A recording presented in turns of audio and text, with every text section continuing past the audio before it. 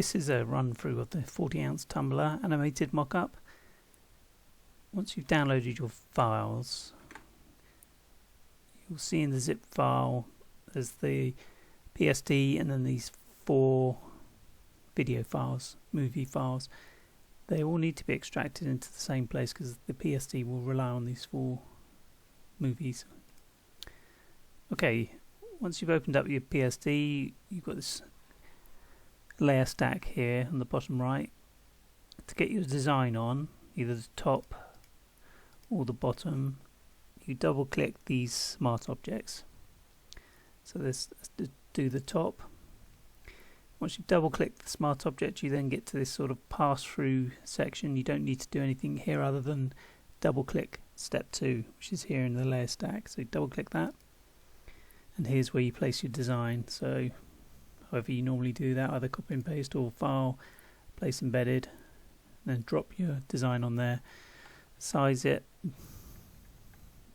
move it around until you're happy. When you are happy, hit the X there and say yes to saves, and then close this one as well. Say yes again, and then your design should be there. To have a preview of what's going on, you need to do window timeline if it's not already on. And here you'll see this little scrubber thing here, and you can drag that across and see that everything's looking okay or not. And then the same principle for the bottom section. Do exactly the same to get your design on there. The other things to mention, there's a shadow which you can turn on and off. You can change the body color. If you select that and then double click color overlay, you can change that to whatever you want. If you find it is clashing with your designs, because these the blending option on these is set to multiply, and that's on the understanding that the tumbler's white, but if you've changed the color from white, you need to switch the blending mode of the design layers, which are these 2, to normal or something else, but normal probably. Okay,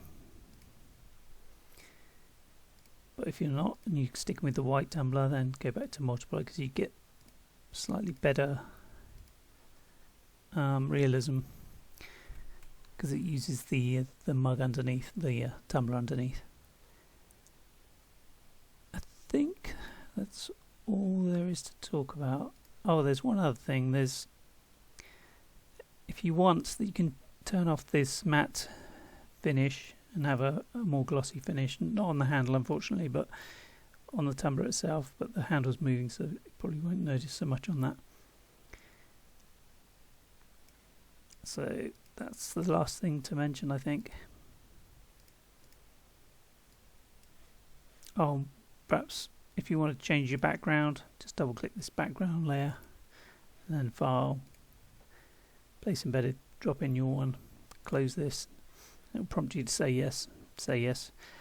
Yep, that's everything.